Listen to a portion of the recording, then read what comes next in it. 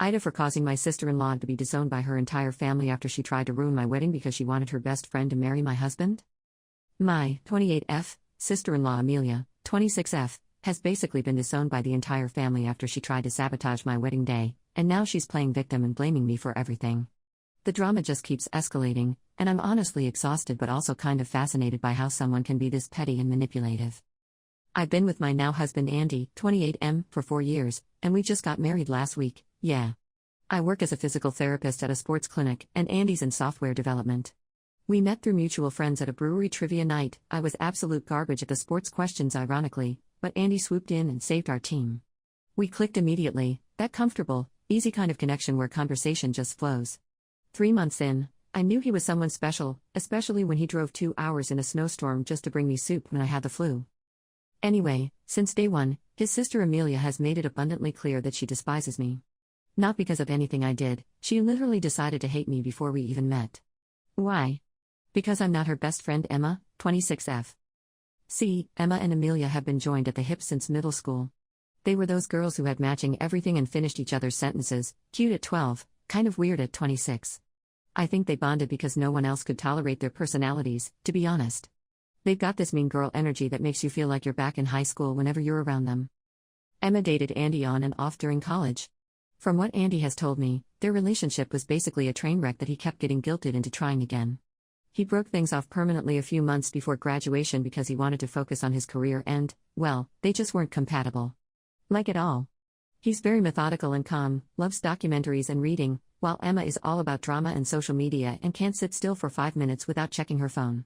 Their convos were like, I'm thinking about taking this job offer in Seattle, and she'd respond with, did you see what Kylie Jenner posted? Total mismatch. After college, Andy moved to his own place instead of going back home. He worked like crazy building his career and didn't date anyone for almost 2 years.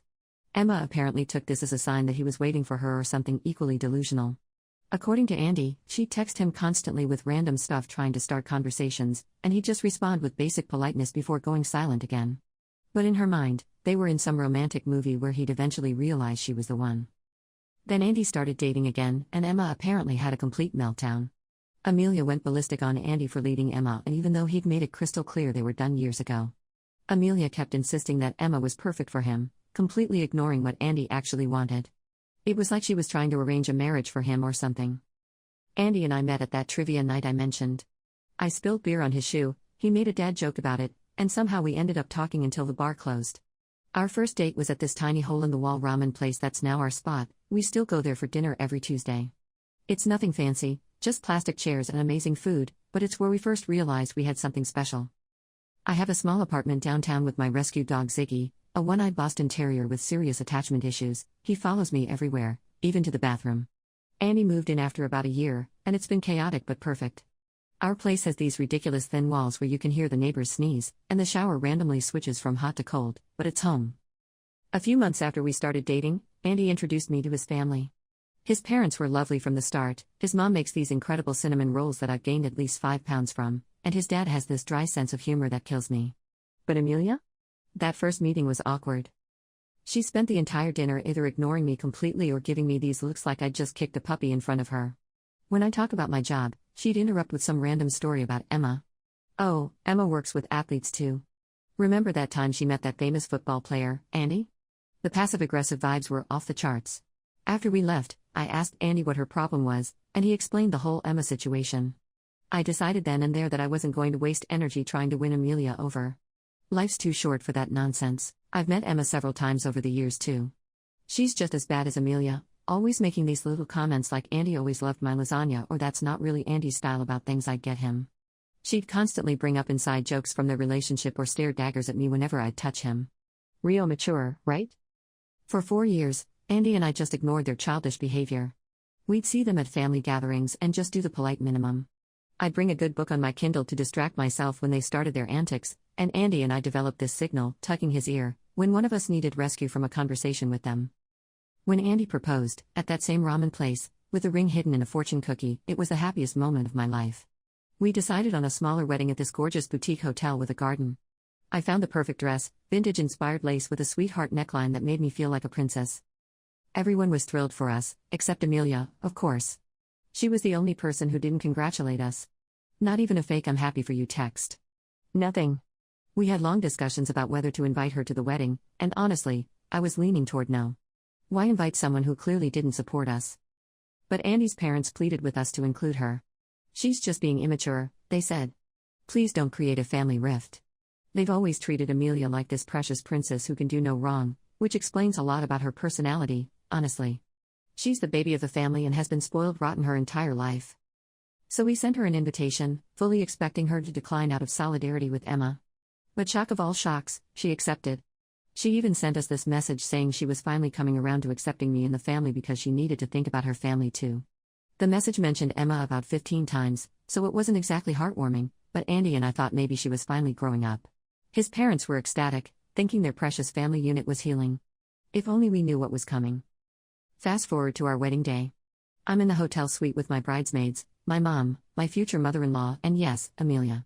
I'm already in my wedding dress, getting some final makeup touches. I'd spent the morning alternating between excitement and nervous jitters. My best friend Jenny had been keeping me calm with funny stories and mimosas, just one. I wanted to remember my wedding. Everything was going smoothly. My hair looked amazing, the weather was perfect, and in just an hour, I'd be marrying the love of my life. The room was buzzing with happy chatter, my mom was already tearing up looking at me, and even my normally stoic future mother-in-law was getting emotional. Then Amelia approaches me with an iced coffee. You look like you could use this, she says with this weird smile. Without thinking, I accepted. I mean, who suspects someone would sabotage a wedding dress, right? As she's handing it to me, she suddenly accidentally flips her wrist and splash. Iced coffee all over the front of my wedding dress. The entire bodice was soaked with brown liquid, and there were ice cubes sliding down into my lap. The room went silent for about 2 seconds before everyone started freaking out. I jumped up immediately, coffee dripping everywhere, and people rushed to help me.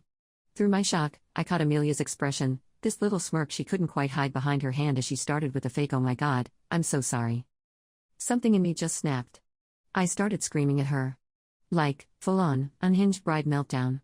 I'm not normally a confrontational person, I'm the one who apologizes when someone else bumps into me, but seeing my dream dress destroyed an hour before my wedding pushed me over the edge. I was sobbing, mascara running down my face, while my bridesmaids whisked my dress away to see if the hotel staff could work some magic. My mom was trying to comfort me, but I was inconsolable. The worst part? Amelia wouldn't leave. I kept telling her to get out, but she just sat there, fake apologizing while clearly enjoying the chaos she'd created. Then my future mother-in-law did something that shocked everyone. She turned to Amelia and asked point-blank, "Did you do that on purpose?" Amelia tried to deny it, but I immediately called her out. "I saw you flip your wrist. I was sitting still. You did that deliberately." When Amelia started arguing, my mother-in-law shut her down hard. She told Amelia to leave immediately and not to show her face at the wedding, or security would escort her out. She said she'd been a fool to expect Amelia to behave like an adult for once, and that she couldn't take her daughter's side in good conscience after what she'd done. I was crying so hard I could barely breathe, but even I stopped to stare. This woman who had always treated her daughter like the sun shone out of her, what was actually holding her accountable. Amelia looked like she'd been slapped. Of course, Amelia tried to argue that I was playing victim and it was just an accident, but literally everyone in the room had seen what happened. After some back and forth, she finally stormed out. My mother-in-law then turned to me and apologized for convincing us to invite Amelia. She admitted she'd made a mistake thinking her daughter could behave for one day. I called Andy, breaking the don't see each other before the wedding rule, but this was an emergency, and told him everything. He was furious and promised to make sure Amelia wouldn't be at the ceremony. Long story short, my amazing bridesmaids and the hotel staff treated my dress as a DEFCON 1 emergency.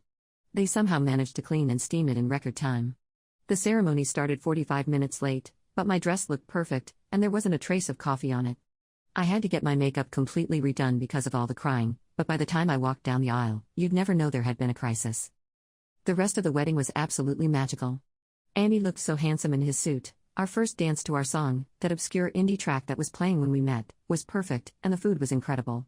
Most importantly, Amelia was nowhere to be seen. Honestly, I completely forgot about the whole incident by the time we were cutting the cake.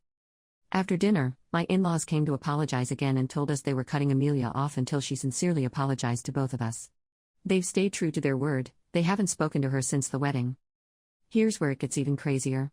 Instead of reflecting on her actions, Amelia has decided to make this my problem. She's been blowing up my phone with these unhinged messages about how I'm trying to replace her in the family but I'll never be as good as her. According to her twisted logic, I've brainwashed Andy against her and now I'm working on her parents. She even admitted in these messages that she spilled the coffee on purpose and said she only regrets that she didn't get more on the dress so I wouldn't be able to get married. Like, WHO says that? I blocked her on everything, but she started using fake accounts and burner phones to harass me. At first, I ignored it all, which is what Andy suggested. Don't give her the reaction she wants, he said. And he was right, she's clearly looking for attention. But 2 days ago, something in me snapped again. After getting yet another message from a fake account, I unblocked her real number and called her. She declined a few times, but finally picked up. And I just went off. I told her she was a loser just like Emma, and maybe they should marry each other instead of trying to ruin other people's weddings. I said she wasn't even worth replacing in the family, and everyone would be better off without her toxic presence in their lives. I told her to stop bothering me and hung up. Since then, I haven't heard from her directly, but Emma reached out saying that after our call, Amelia had a total breakdown and has gone MIA. So now I'm wondering, AITA for causing my sister-in-law to go missing after she tried to ruin my wedding? Update 1, the missing SIL. Quick clarification about Amelia going MIA, she just isn't responding to calls or texts from Emma and their friends. After the wedding, she'd been staying with Emma, since her parents kicked her out, but apparently after my phone call, she locked herself in her room, cried for hours, and then disappeared the next morning, leaving most of her stuff behind. Emma's trying to make it sound like Amelia might be in danger or something, but Andy, his parents, and I all know better. This isn't Amelia's first disappearing act, she's pulled this same stunt multiple times since high school. Whenever she doesn't get her way, she goes missing for a few days to make her parents worry, then turns up at a relative's house with some sob story. The pattern is always the same, she manipulates the relatives into keeping quiet, her parents eventually call around frantically looking for her, the relatives scold her parents for mistreating her, and Amelia returns home triumphantly to an emotional reconciliation, and gets whatever she wanted in the first place. It's manipulative as hell, but effective, until now. Sure enough, Andy's parents discovered she's staying with her aunt. She fed her on some BS about being kicked out of the wedding for no reason and how I'm brainwashing everyone against her. Conveniently, she left out the part about deliberately ruining my wedding dress. Once her parents told her aunt the truth, the aunt kicked her out too. But Emma doesn't know this and is still texting me saying I need to fix this situation before it's too late. They're clearly trying to scare me, but they don't realize we're onto their game. It's honestly sad that a 26-year-old woman thinks this is an appropriate way to handle conflict. Like, just admit you messed up and move on with your life? Update 2, honeymoon drama. So it's only the 3rd day of our honeymoon, we're in Bali, it's amazing, and the drama back home continues to entertain us. After Amelia got kicked out by her aunt, she went back to staying with Emma. But Emma kept texting me like Amelia was still missing, going on about how many days it had been and how heartless we all were for not trying to contact her. Andy and I decided to mess with them a bit. We suggested that if Emma was so concerned, maybe she should file a missing persons report? They clearly hadn't thought of this and went silent immediately. Checkmate. Today we found out that Amelia showed up at her parents' doorstep demanding an apology from them. The audacity. She expected them to grovel and beg her forgiveness, but instead, they told her they wouldn't even speak to her until she apologized to Andy and me. They said if she wanted to cut them off, they wouldn't even question it. This sent her into a full-on temper tantrum right there on their front porch. Instead of engaging, my in-laws called the police and had her removed from the property. She was literally kicking and screaming as they escorted her away. I'm honestly impressed with my in-laws. They're finally holding their daughter accountable after years of enabling her behavior. Andy and I are just grateful to be far away from all this nonsense right now. The private villa with our own infinity pool is a much nicer place to be than dealing with Hurricane Amelia. Update 3, the apology. We're back from our honeymoon, reluctantly, those massages on the beach were heaven, and Amelia has finally decided to apologize. She sent us both an email saying she was sorry about everything and was only trying to be a good friend to Emma because she honestly believed Andy and Emma were made for each other. I don't understand this logic at all. Andy made it crystal clear from the beginning that he and Emma weren't compatible. Their relationship consisted of him breaking up with her and her manipulating him into trying again. It's not Amelia's job to force her brother into a relationship he doesn't want. Just because she apologized doesn't mean we have to forgive her, and Andy agrees. We told his parents we received the apology but need time to process everything.